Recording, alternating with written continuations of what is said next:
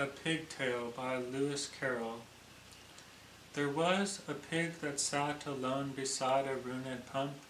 By day and night he made his moan. It would have stirred a heart of stone to see him wring his hoofs and groan because he could not jump.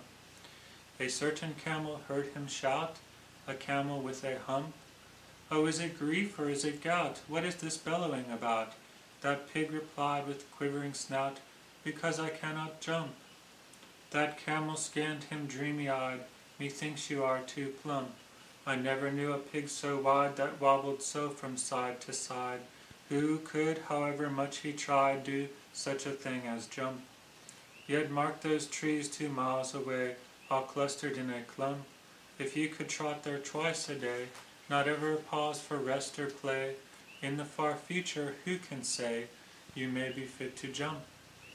That camel passed and left him there beside the ruined pump. Oh, horrid was that pig's despair! His shrieks of anguish filled the air. He wrung his hoofs, he rent his hair, because he could not jump.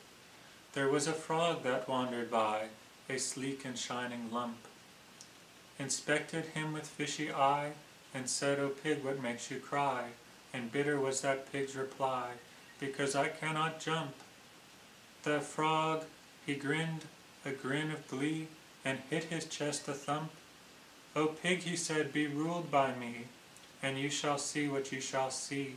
This minute for a trifling fee, I'll teach you how to jump. You may be faint from many a fall, and bruised by many a bump, but if you persevere through all, and practice first on something small, concluding with a 10-foot wall, you'll find that you can jump." That pig looked up with joyful start, "O frog, you are a thump. Your words have healed my inward smart. Come, name your fee and do your part. Bring comfort to a broken heart by teaching me to jump." "My fee shall be a mutton chop, my goal this ruined pump. Observe with what an airy flop I plant myself upon the top. Now bend your knees and take a hop, for that's the way to jump."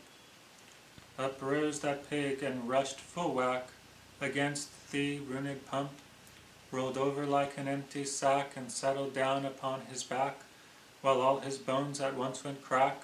It was a fatal jump. The camel passed as day grew dim around the ruined pump.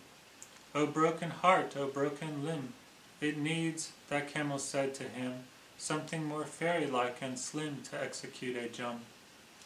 That pig lay still as any stone, and could not stir a stump, nor ever, if the truth were known, was he again observed to moan, nor ever wring his hoofs and groan, because he could not jump. That frog made no remark, for he was dismal as a dump. He knew the consequence must be that he would never get his fee, and still he sits in misery upon that ruined pump.